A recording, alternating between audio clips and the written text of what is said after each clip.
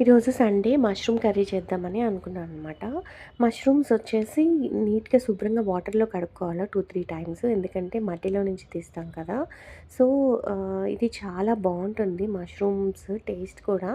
ఒకసారి మీరేం చేస్తారంటే వీటిని నీట్‌గా కడుక్కున్నాక ఆనియన్స్, పచ్చిమిర్చి, టమోటాస్ ఇంకా కరివేపాకు ఇవన్నీ వేసి తర్వాత అల్లం, వెల్లుల్లి నూరుకొని చక్కగా కొబ్బరి కూడా నూరుకొని, కొబ్బరి కూడా పచ్చి కొబ్బరి కానీ, ఎండు కొబ్బరి కానీ కొంచెం నూరుకొని పేస్ట్‌లాగా చేసుకొని మష్రూమ్స్‌ని మీరు ఆయిల్‌లో వేయించేసి ఆనియన్స్, పచ్చిమిర్చితో పాటు ఇట్లా మీరు వేయించేసిన తర్వాత అల్లం వెల్లుల్లి పేస్ట్ వేసి, టమోటాస్ అయన్నీ వేసి, కొబ్బరి పేస్ట్ వేస్తే ఆ టేస్ట్ వచ్చేసి ఎంత బావుంటదంటే మష్రూమ్స్ కర్రీ మీరు రోజు చేసుకొని తినాలనిపించేంత టేస్టీగా ఉంటదనమాట. సూపర్‌గా కర్రీ కుదురుతుంది. మీరు చపాతీలోకి తినొచ్చు, రైస్‌లోకి తినొచ్చు. ఎంత బావుంటదంటే టేస్ట్ మాత్రం మీరు కూడా ఇంట్లో ట్రై చేసుకోవచ్చనమాట ఈ మష్రూమ్ కర్రీని.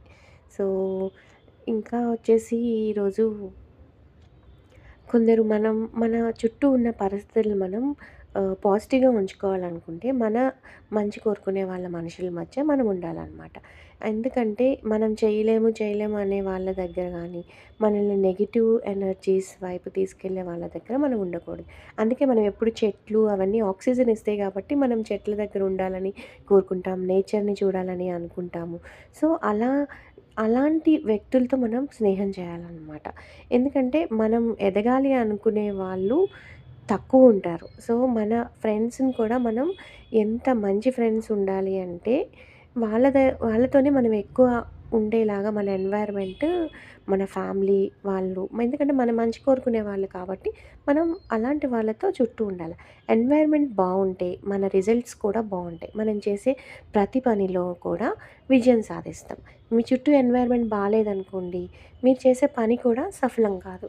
సో, అది ఈరోజు నేను తెలుసుకున్నాను. మన ఎన్వైర్న్‌మెంట్ మనం పాజిటివ్‌గా ఉంచుకుంటే చక్కగా మనం చేసే పని కూడా మనం సక్సెస్ అవుతామనమాట. ఇలా మష్రూమ్ కర్రీ చేసుకొని మీరు కూడా ఎంజాయ్ చేయండి మీ సండేని. Thank you. Have a beautiful Sunday everyone. Thank you so much.